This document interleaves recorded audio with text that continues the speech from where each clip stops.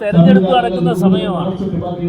ഈ തെരഞ്ഞെടുപ്പ് നടക്കുന്ന സമയത്ത് ഇതുപോലെ പല ആളുകളുടെയും പേരിൽ കേസുകൾ പല കേസുകളും ഉണ്ടാകുമെന്ന കാര്യത്തിൽ ഒരു സംശയമില്ല.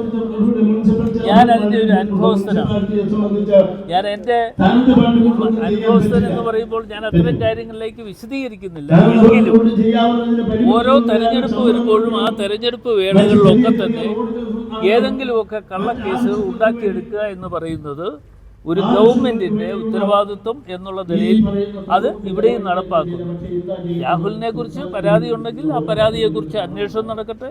ആ അന്വേഷണം നടന്നതിന് ശേഷം ആ അന്വേഷണത്തിൽ എന്താണ് പുറത്തു വരുന്നതെന്ന് അറിയട്ടെ.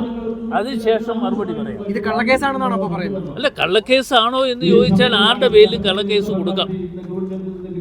കള്ളക്കേസ് കൊടുക്കാം. അതുകൊണ്ടാണ് ഞാൻ പറഞ്ഞത്, കള്ളക്കേസുകൾക്ക് പലതവണ ഒരു പ്രാവശ്യമല്ല.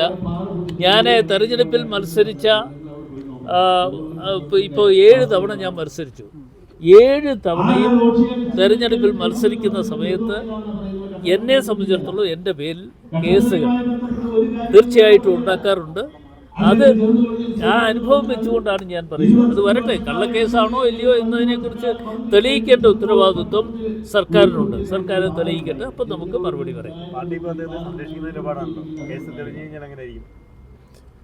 കേസ് തെളിഞ്ഞാൽ അന്നേരം ഞങ്ങൾ ആലോചിക്കും. ഞങ്ങൾ മുതിർന്ന നേതാക്കന്മാരെല്ലാവരും കൂടി ഇരുന്ന് ആലോചിച്ചുകൊണ്ട് അതിനൊരു തീരുമാനമെടുക്കും. ആ തീരുമാനം അന്ന് എന്താണെന്ന് വെച്ചാൽ അന്ന് നിങ്ങളെ ഇതുവരെ പരാതി പോലും ഇല്ലല്ലോ എന്നായിരുന്നു പറഞ്ഞിരുന്നത്. അപ്പോൾ പരാതി വന്നിരിക്കുകയാണ്.